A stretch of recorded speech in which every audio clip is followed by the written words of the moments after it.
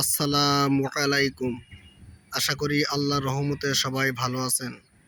আজকে আমি যে গাড়িটা নিয়ে কথা বলবো, এই গাড়িটার model Ashok Leyland 1616 IL1।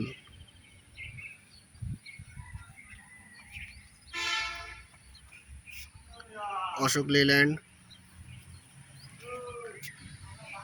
1616 IL। এই গাড়িটা 5 বছর অথবা 4 লক্ষ কিলোমিটার পর্যন্ত কোম্পানি থেকে ওয়ারেন্টি দিয়ে থাকে।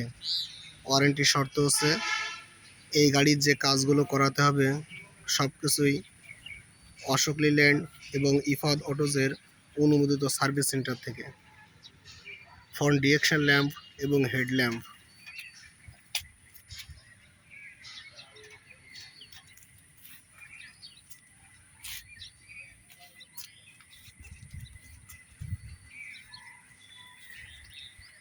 গাড়িটার সামনে থেকে এখন নিচের অংশ দেখব।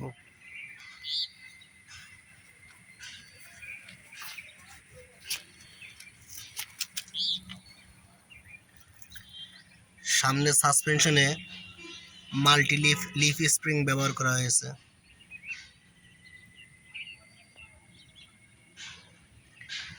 সামনের এক্সেলটি আই সেকশন রিভার্স ইলিওয়ার টাইপ।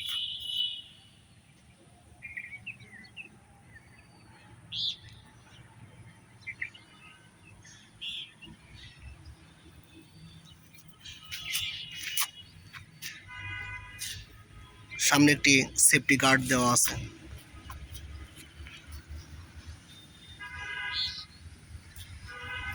এই গাড়ির কেবিনটাকে বলা হয় স্লিপার কেবিন বা ডাবল কেবিন, অর্থাৎ এই গাড়ির কেবিনের ভিতরে ঘুমানোর জন্য একটা স্পেশাল বেড দেওয়া আছে। এই গাড়িটার wheel base 4700 millimetre, 4700 millimetre. Spare tyre সহ মোট 7টা টায়ার দেওয়া আছে। পিছনে 4টা, সামনে 2টা, স্পেয়ারে 1টা, 7টা টায়ার। এটি সামনের চাকা।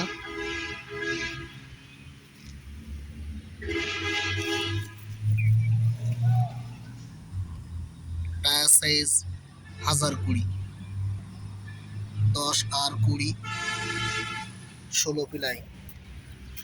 সবগুলোই রেডিয়াল টায়ার, অর্থাৎ তারের টায়ার।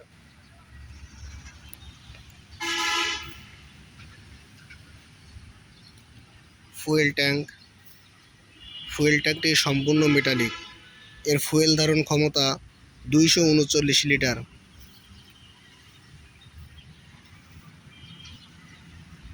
এখানে একটা লক দেওয়ার সিস্টেম আছে, তালা দেওয়ার, যাতে ডিজেল চুরি না হয়।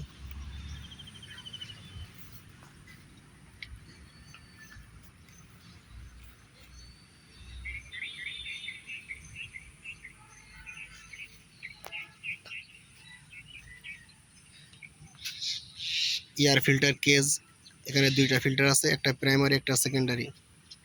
অবশ্যই 2টা ফিল্টার ব্যবহার করবেন।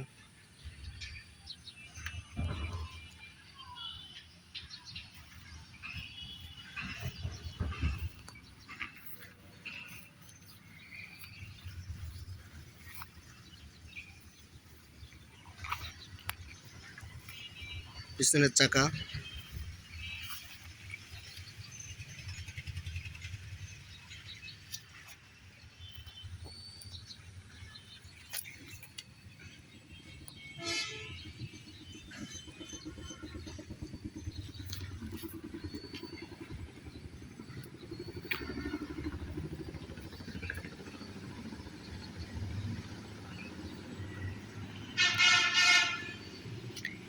Leaf spring hanger. পিছনের সাসপেনশনে মাল্টি লিফ স্প্রিং ব্যবহার করা হয়েছে, যেটা 2 স্টেজে। এটা হচ্ছে মেইন এবং এটা হচ্ছে হেল্পার।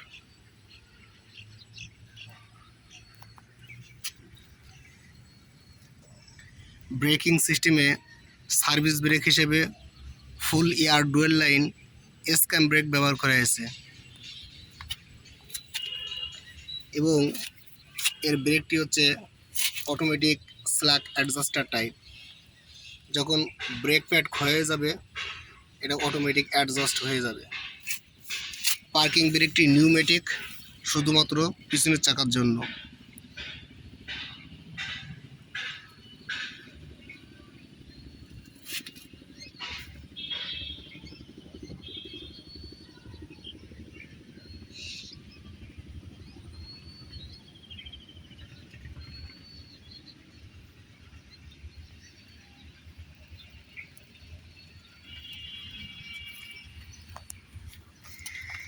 এই গাড়িতে যে স্যাসিসটা ব্যবহার করা হয়েছে এটি সম্পূর্ণ ল্যাডার টাইপ।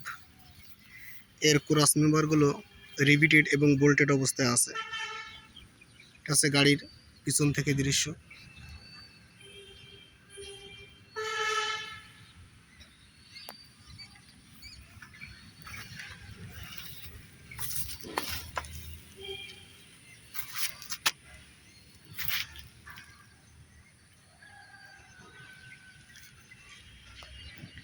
পিছনে ডিফারেন্সিয়াল, লিফ স্প্রিং,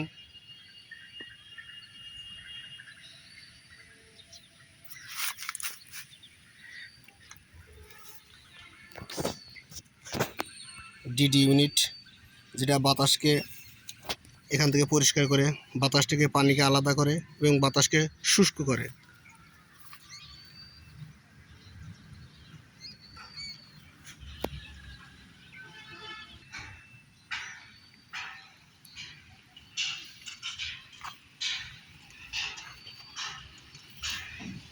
এই গাড়িতে যে স্যাসিসটা ব্যবহার করা হয়েছে এখানে আপনারা 20 ফিট বডি করতে পারবেন।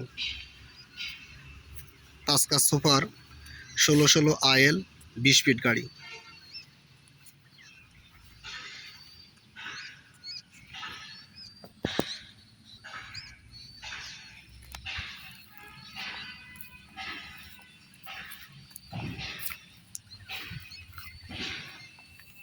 স্পেয়ার টায়ার তার হ্যাঙ্গারের সঙ্গে ঝোলানো অবস্থায় আছে। স্পেয়ার টায়ারটা খুলতে হলে প্রথমে এখানে বোল্টগুলো খুলতে হবে। এরপর এখানে যে ব্র্যাকেটটা দেখছেন এটা সামনে পিছে আকপাস করতে হবে এবং এটা ঘুরে ঘুরে অ্যাডজাস্ট করে খুলতে হবে।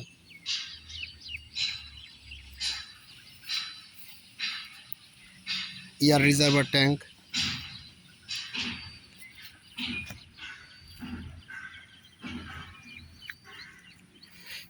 এই গাড়িতে ইলেকট্রিক পাওয়ার সাপ্লাই দেওয়ার জন্য 12 ভোল্টের 2টা ব্যাটারি ব্যবহার করা হয়েছে।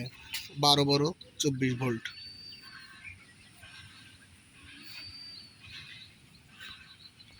কেবিন শক অ্যাবজর্ভারটি অনেক মোটা এবং খুবই স্ট্রং।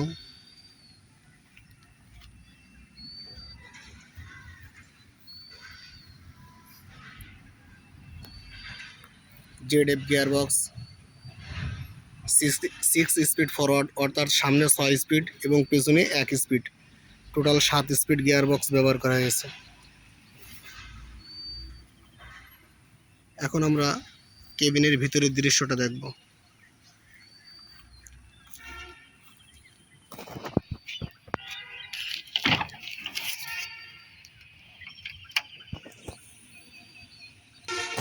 কেবিনের ভিতরে ওঠার জন্য এখানে 2টা স্টেপ দেওয়া আছে, সুন্দরভাবে ওঠা যাবে। এটা হচ্ছে কো ড্রাইভার বা হেল্পারের সিট। ড্রাইভারের সিট, পেছনে ঘুমানোর জন্য একটা স্পেশাল বেড। এখানে অনায়াসে 1 থেকে 2 জন মানুষ খুব সুন্দরভাবে ঘুমাতে পারবে।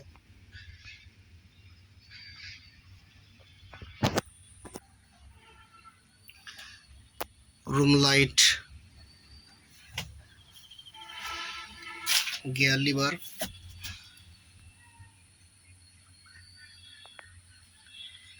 রিভার্স 1 2 3 4 5 6।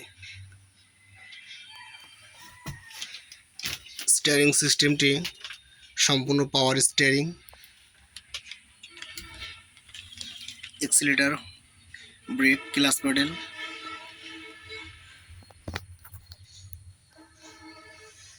ইনস্ট্রুমেন্ট ক্লাস্টার মিটার বোর্ডটি সেমি ডিজিটাল। এখানে প্রয়োজনীয় সবকিছু সিম্বল খুব সুন্দরভাবে দেওয়া আছে।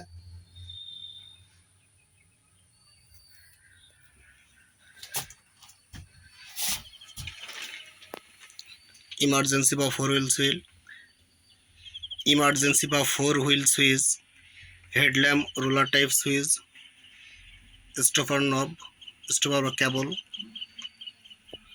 24 volt output line, parking brake control unit, উপরে আছে সানভাইজার, ডকুমেন্ট বক্স।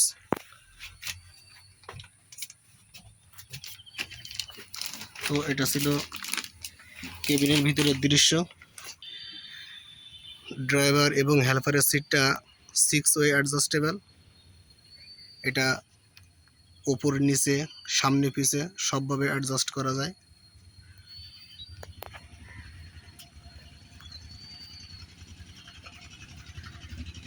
এখন আমরা ইঞ্জিন সেকশনটা দেখব।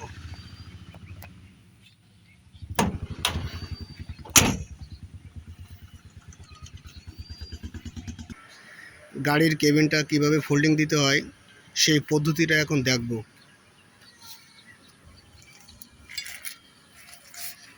প্রথমে হাইড্রোলিক মেশিনের এখানে যে লিভার আছে, এই লিভারের ভিতরে এমন একটা রড বা লিভার দিয়ে রাখবো। এরপর এইখানে একটা ভালভ আছে, দেখুন এই যে একটা ভালভ। এই ভালভের এই পাশে একটা চিহ্ন আছে, তীর চিহ্ন।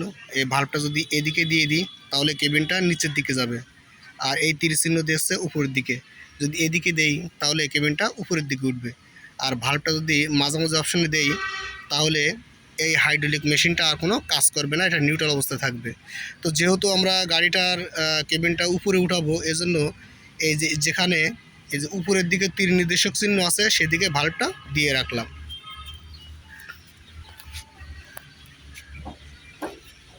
এখানে একটা কেবিন কি আছে, এই কেবিন কিটা দিব এবং বাম দিকে একটা টার্ন নিব, এখানে চাপ দিব। এরপরে আস্তে আস্তে এখানে পাম্প করব, তাহলে কেবিনটা উঠে যাবে।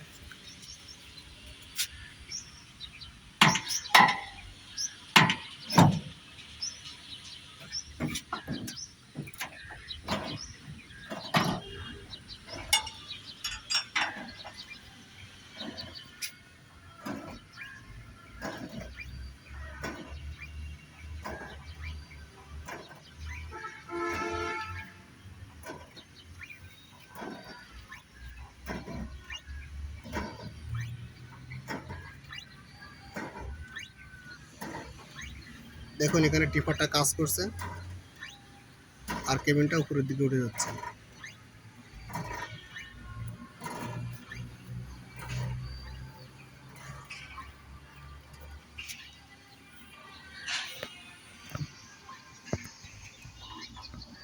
এখানে একটা সেফটি লক আছে, অবশ্যই এই সেফটি লকটা দিয়ে রাখবো, যাতে যদি কখনো টিপারটা মিস করে তাহলে কেবিনটা যেন নিচের দিকে না পড়ে। এই যে লকটা দিয়ে রাখলাম।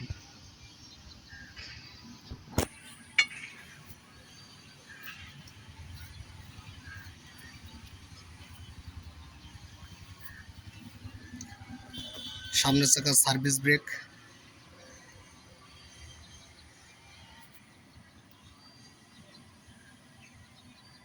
অল্টারনেটর, রেডিয়েটর ফ্যান, শক্তিশালী turbo charger,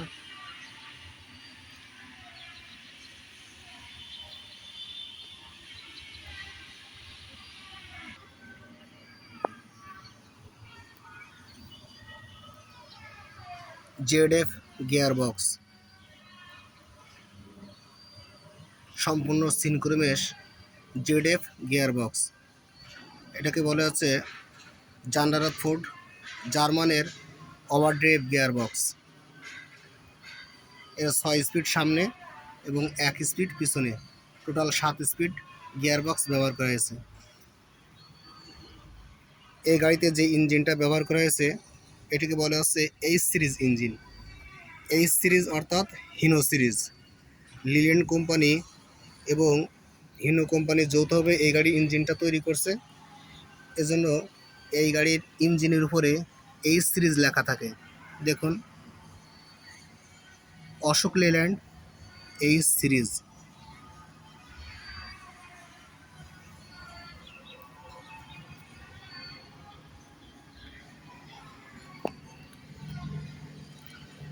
4 stroke 6 cylinder diesel engine.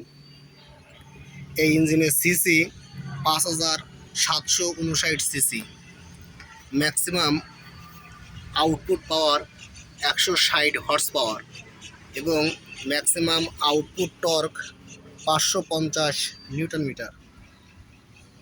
দেখুন এই গাড়িতে যে ফুয়েল পাম্পটা ব্যবহার করা হয়েছে এটি বস কোম্পানির মেকানিক্যাল গভর্নরযুক্ত ইনলাইন ফুয়েল পাম্প, অর্থাৎ লাইন পাম্প ব্যবহার করা হয়েছে।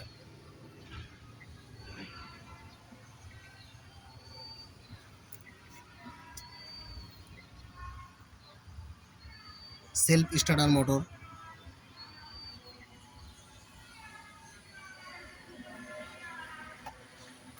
Class housing.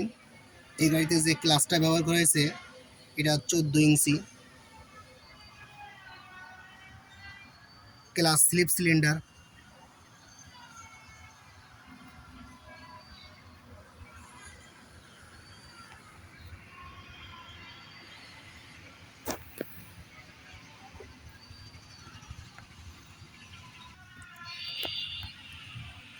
Radiator কুলান্ট,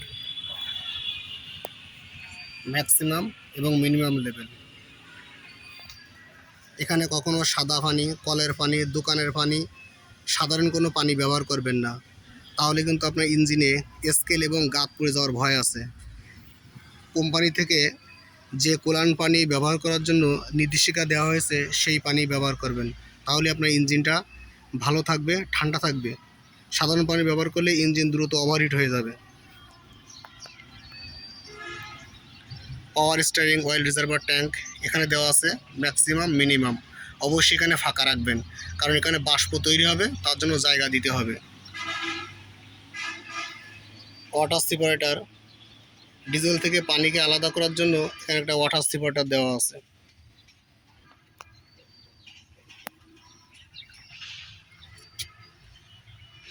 air compressor pump বা বুস্টার বলে অনেকে।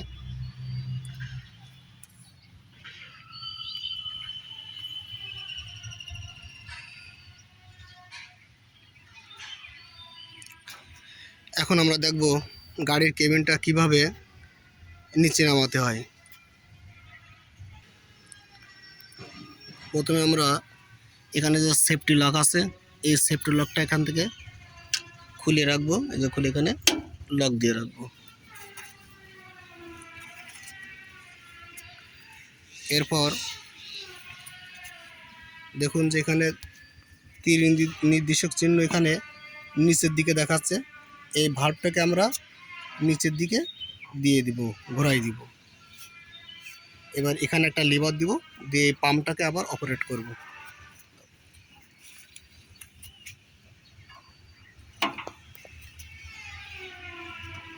এইভাবে অপারেট করলেই কেবিনটা আস্তে আস্তে নিচের দিকে নেমে আসবে। দেখুন এই যে কেবিনটা নামছে আর এই টিপারটা ভিতরের দিকে চলে যাচ্ছে।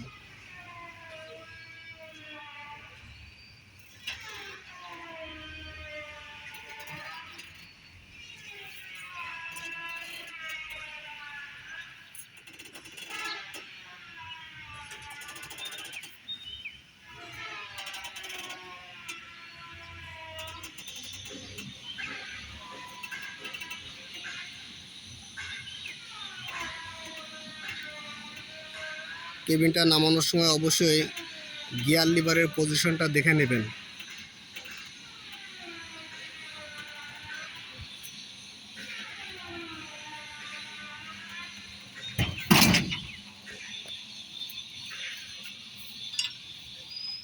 কেবিনটা সবশেষে একটু